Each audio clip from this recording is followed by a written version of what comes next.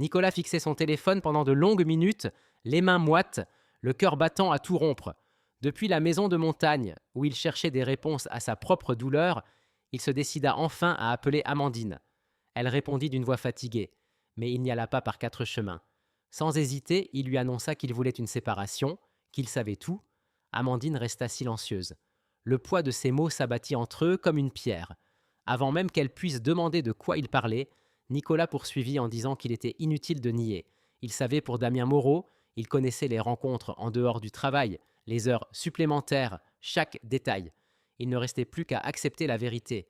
De l'autre côté de la ligne, Amandine tentait de mesurer la profondeur de l'abîme qui s'ouvrait entre eux. Nicolas, la voix tremblante, expliqua qu'il n'avait pas tiré de conclusion hâtive. Ce n'était ni de l'insécurité ni la peur de la perdre qui le poussait. Pour en être certain, il avait engagé un détective privé, quelqu'un de discret et d'expérimenté, qui savait filmer chaque pas sans laisser de traces.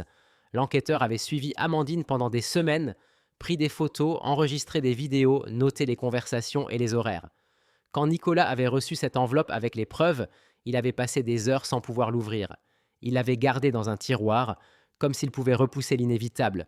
Mais au fil des nuits, le poids était devenu insupportable. Au cours de l'appel, Nicolas se remémora comment tout avait commencé. Au début, il avait cru que cette distance n'était qu'une phase. Amandine disait que son poste à la banque était exigeant, que les réunions n'en finissaient pas, qu'elle avait à peine le temps de respirer. Mais ce n'était pas seulement cela. Son affection était devenue routinière, ses gestes mécaniques, son regard toujours lointain. Il avait remarqué chaque changement, sa hâte de quitter la maison, les messages qu'elle recevait et cachait, le sourire forcé quand il essayait d'entamer une conversation. Les excuses d'Amandine arrivaient chaque semaine, toujours accompagnées d'une impatience, comme s'il était un obstacle à contourner. Nicolas s'était mis à vivre dans le doute, ses pensées s'en mêlant à chaque nouveau signe.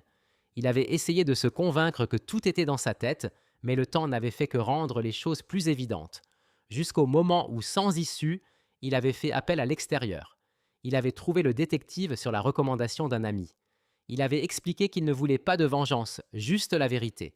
Au cours des semaines suivantes, il avait reçu des rapports froids et objectifs. Amandine et Damien ensemble dans un café tranquille. Amandine montant dans la voiture de son supérieur tard le soir. De longues conversations dans des parkings déserts.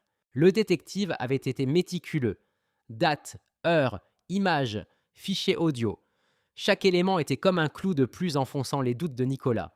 Le souvenir de la première nuit passée dans la maison de montagne lui revint vivement. Il avait voulu prendre du recul par rapport au chaos. Il avait cherché un endroit où réfléchir. Là-bas, loin de tout, il avait ouvert l'enveloppe et tout vu de ses propres yeux, les photos, les vidéos, les messages, impossibles à contester. Cette nuit-là avait été l'une des plus longues de la vie de Nicolas. Il avait ressenti la colère, l'humiliation, la tristesse et surtout la fin de l'espoir. Pendant l'appel, Amandine tenta de s'expliquer, mais Nicolas l'interrompit. Il dit qu'il ne voulait plus de mensonges, plus de justifications. Il voulait la paix. La séparation était inévitable. Le cycle devait s'arrêter. Et au cours de cet appel entre deux personnes qui s'étaient autrefois tout signifié, Nicolas comprit que, malgré sa douleur, il avait fait le seul choix possible. À l'autre bout du fil, Amandine restait silencieuse. Il n'entendait que sa respiration, ce son doux portant le poids des années. Pas un mot, pas de protestation, pas même une excuse ou une explication. Juste le silence, épais et presque étouffant, qui s'étendait entre eux.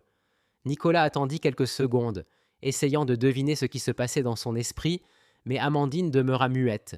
C'était comme si toutes les réponses avaient déjà été épuisées, comme si tout avait été dit bien avant cet appel. Il sentit une oppression dans sa poitrine, un vide étrange, car au fond de lui, il espérait encore entendre quelque chose, n'importe quoi qui pourrait donner un sens à ce qu'il vivait. Mais il n'y avait que le silence. Nicolas prit alors une profonde inspiration, raffermit sa voix et dit sans détour qu'il rentrerait à la maison dans quelques jours et qu'il parlerait de vive voix. Avant qu'Amandine puisse répondre quoi que ce soit, il raccrocha. Après avoir coupé la communication, Nicolas resta immobile, le regard perdu dans le vide, l'esprit oscillant entre passé et présent. Un vieux souvenir remonta à la surface, comme pour prendre tout son sens à cet instant précis. Au début de leur relation, il y a plus de 20 ans, il s'était lui aussi retrouvé dans une situation compliquée. À l'époque, Amandine sortait avec un autre homme et Nicolas, le sachant, avait accepté d'être l'amant pensant que cela ne durerait pas. Mais les sentiments avaient grandi rapidement. Peu de temps après, il avait confronté Amandine, lui demandant la vérité sur sa relation précédente. Amandine avait avoué qu'elle était déjà en train de rompre, qu'elle ne ressentait plus rien pour cet autre homme et qu'elle voulait être avec Nicolas. Quelques jours plus tard, elle avait officiellement mis fin à sa relation et s'était donnée entièrement à ce nouvel amour. Nicolas fixait encore le téléphone, le cœur lourd. Ce début plein de risques, de passion et de promesses d'engagement avait conduit à une histoire solide, faite de choix honnêtes, de réussites partagées et de nombreux nouveaux départs. Pendant 20 ans, Nicolas et Amandine avaient construit une vie ensemble, convaincus d'avoir surmonté tous les obstacles. On aurait dit que rien ne pouvait ébranler ce qu'ils avaient bâti à deux. Mais maintenant, le téléphone encore dans la main et le dernier appel résonnant dans sa tête, Nicolas comprenait que certaines histoires ne paraissent solides que jusqu'au moment où la vérité, inévitable et irréfutable, finit par éclater au grand jour. L'appel terminé, Nicolas sentit son cœur se serrer. Pourtant, il savait exactement ce qu'il devait faire. Il prit l'enveloppe contenant les preuves, les photos imprimées, les rapports détaillés, tout était incontestable.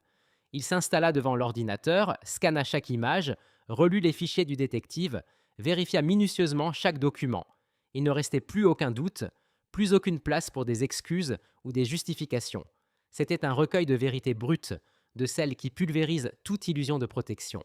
Il organisa les preuves, rédigea un court courriel direct, sans fioriture ni mots doux. Il envoya le premier à l'épouse de Damien Moreau en utilisant les coordonnées que le détective avait obtenues. Il écrivit sans méchanceté, sans esprit de vengeance, simplement pour lui dire qu'elle méritait de savoir ce qui se passait autour d'elle avec l'homme avec qui elle partageait sa vie. Puis il inspira profondément, ouvrit un nouveau message, cette fois adressé au service des ressources humaines de la banque ainsi qu'à 2 directeurs. Il sélectionna les preuves, joignit chaque photo et chaque vidéo et écrivit quelques lignes expliquant qu'il transmettait ces éléments par devoir d'honnêteté et de respect de la vérité, sans intention d'exposition publique, mais estimant que certaines choses devaient être portées à la connaissance de ceux qui dirigeaient une institution de cette importance. À chaque clic, le poids de la décision augmentait, mais il n'y avait plus de place pour l'hésitation. Il savait quel impact ces preuves allaient produire. Ce n'était pas seulement la fin d'un mariage. C'était le début d'un processus irréversible pour Amandine et Damien. Envoyer ces éléments, c'était remettre leur sort entre les mains de personnes qui jugeraient, décideraient, peut-être sanctionneraient. Nicolas ne cherchait pas la vengeance. Il cherchait la dignité. Faire ce qu'il considérait comme juste. Même s'il savait que cet acte n'effacerait pas la douleur, il mettrait seulement un point final à un chapitre de mensonges. Il termina de joindre tous les fichiers, relut chaque message, vérifia les destinataires et appuya sur « Envoyer ». Ce simple clic semblait porter le pouvoir de bouleverser plusieurs vies en même temps. Quelques heures plus tard, tard dans la nuit, le téléphone de Nicolas sonna à nouveau. Sur l'écran, le nom d'Amandine. Il sentit son estomac se nouer, mais il décrocha. À l'autre bout, la voix d'Amandine portait une panique brute, celle qui fait voler en éclats tous les masques. Sans détour, elle l'accusa d'avoir franchi toutes les limites, lui demanda comment il avait pu avoir le courage d'envoyer ses preuves à la banque. Sa voix se brisait, les mots sortaient sinon précipités, mêlés d'indignation et au bord des larmes. Elle dit que par sa faute, ils risquaient tous les deux de perdre leur emploi, de voir leur vie s'effondrer en quelques heures, que c'était cruel, impensable, injuste. Nicolas écouta chaque mot, attendit le bon moment, puis répondit calmement que cette vérité devait être affrontée, qu'elle et Damien avaient choisi de vivre ainsi, en connaissant les risques, et que chaque décision avait des conséquences. Quand Amandine tenta de répliquer, il l'interrompit pour préciser qu'il avait également envoyé les preuves à l'épouse de Damien, qu'elle aussi avait le droit de savoir. À cet instant, un silence envahit la ligne, mais il était différent du précédent. C'était le silence de la terreur, de la chute libre, ce moment où le monde s'écroule et où les mots disparaissent simplement. À l'autre bout, Amandine cessa de parler comme si l'air avait quitté ses poumons. Nicolas n'entendait plus que le bruit de fond de la communication. Le temps s'étirait entre eux. C'était comme si Amandine venait d'être frappée par une vérité qu'elle croyait pouvoir cacher jusqu'alors. Nicolas ressentait l'impact de tout cela non seulement sur elle, mais aussi sur lui-même. Il était impossible de prédire ce qui arriverait après cette nuit. Il savait seulement qu'à partir de ce moment, plus rien ne serait jamais comme avant. Pourtant, il tenait fermement le téléphone, gardant la voix stable, tandis que le silence à l'autre bout révélait une peur qui ne s'oublierait jamais. 2 jours après ce dernier appel, Nicolas rentra à la maison. Il entra sans bruit, respira l'odeur familière, mais l'atmosphère avait changé. Amandine n'était pas là. Il traversa les pièces sans se presser, prit quelques vêtements, rangea des documents, rassembla les affaires personnelles dont il aurait besoin pour repartir de zéro. Le vide pesait, mais il n'y avait pas de place pour le deuil. Nicolas concentra toute son énergie sur ce qui comptait vraiment, ses enfants. Ils étaient dans le salon et le regardaient avec ce mélange de curiosité et de peur que seuls les enfants ont quand ils sentent que quelque chose a changé, même sans tout comprendre. Nicolas s'agenouilla pour être à leur hauteur, les regarda chacun dans les yeux et, d'une voix ferme mais douce, leur expliqua ce qui allait se passer. Il leur dit que maman et lui avaient décidé de se séparer, que les choses entre eux avaient changé, mais que cela n'avait absolument rien à voir avec l'amour qu'il leur portait. Il leur promit qu'il serait toujours là, toujours proche. Pour l'instant, il resterait dans la maison de montagne jusqu'à ce que le divorce soit réglé.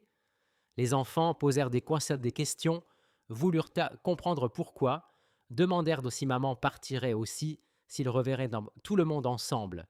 Parfois Nicolas prenait leurs mains, leur jurait qu'il ne les abandonnerait jamais, répétait qu'un amour de père ne change pas. C'était un moment fragile qui exigeait une extrême délicatesse, et il fit tout pour leur transmettre de la sécurité, même le cœur en morceaux. Pendant que Nicolas vivait cet échange intense avec ses enfants, Amandine affrontait une toute autre confrontation. Assise dans une salle de réunion, elle faisait face au comité de direction de la banque. Elle avait du mal à respirer, tant elle était nerveuse. Damien était de l'autre côté de la table, mais il ressemblait à un homme déjà vaincu. La veille au soir, sa femme l'avait mis dehors, lui avait clairement fait comprendre à quel point elle le méprisait pour tout ce qui s'était passé. Pour Damien, cette réunion ne faisait que confirmer la destruction qui avait commencé à la maison. Il parlait à peine, ne cherchait même pas à se défendre. Amandine, elle, se retrouvait cernée de questions, obligée d'expliquer des situations qu'elle pensait jusque-là invisibles pour le reste du monde. Elle sentait son poste vaciller, le sol se dérober sous ses pieds à chaque réponse. Le comité n'acceptait pas les excuses. Amandine et Damien reçurent bientôt la nouvelle. Ils furent licenciés. Ils perdirent leur emploi, leur stabilité, et soudain tout ce qu'ils pensaient secret devint une ruine publique. En fin d'après-midi, Nicolas termina ses valises. Il ne voulut pas attendre le retour d'Amandine. Il préférait éviter toute confrontation, ne pas replonger dans d'interminables discussions, ne pas rouvrir de vieilles blessures. Il serra ses enfants dans ses bras, embrassa chacun longuement, puis partit. Il franchit la porte sans se retourner, sachant que ce chapitre était clos, même si la douleur s'attardait encore. Plus tard, Amandine rentra chez elle. Les enfants l'accueillirent dans le salon. Elle tenta de sourire, mais son visage portait les marques de l'épuisement. Ils lui dirent que papa était passé, qu'il avait pris des vêtements, qu'ils avaient beaucoup parlé. Amandine sentit un froid lui serrer l'estomac. Elle demanda, en masquant sa peur, ce que Nicolas leur avait raconté exactement, s'il leur avait montré quelque chose, s'il avait expliqué la raison de la séparation.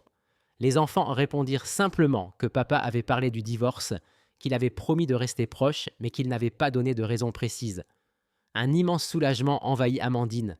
Elle comprit que, malgré tout, Nicolas avait protégé les enfants, leur avait épargné la vérité brutale. Incapable de contenir son émotion, elle appela Nicolas ce soir-là. À l'autre bout du fil, sa voix sortit fatiguée, presque un murmure.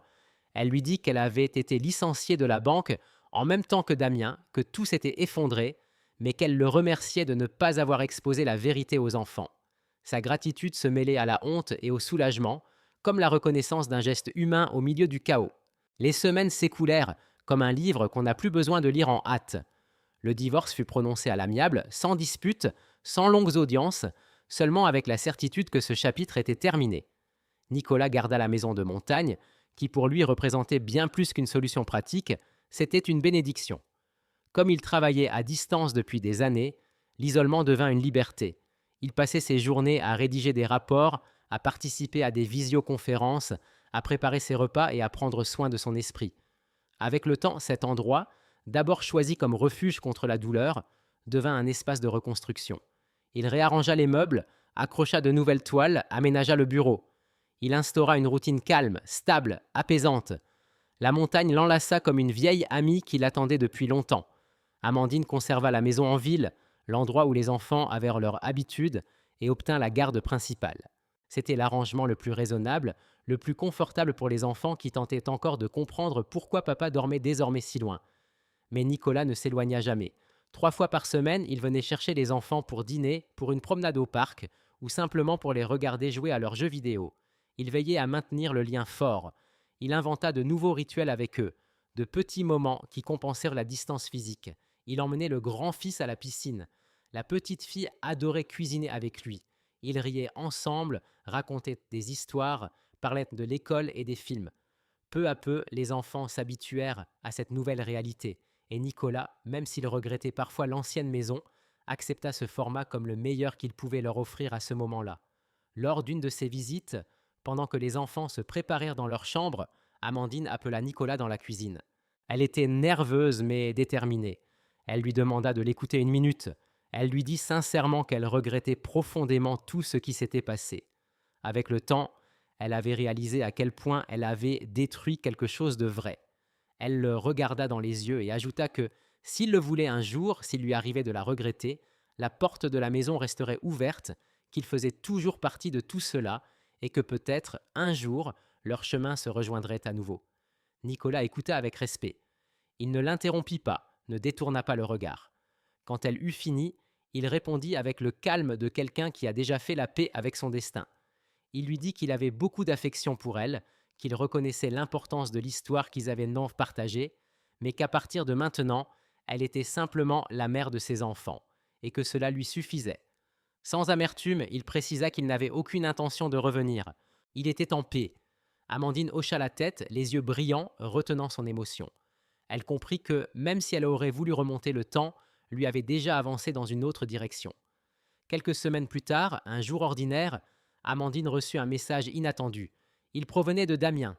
Il avait trouvé un nouvel emploi dans une autre ville, un poste plus discret mais stable.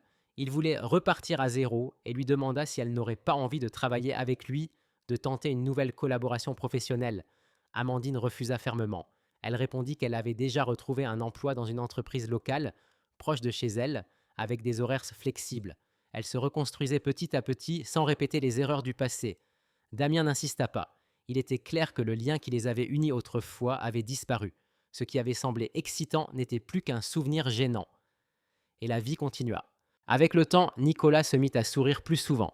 Ses douleurs firent place à une sérénité.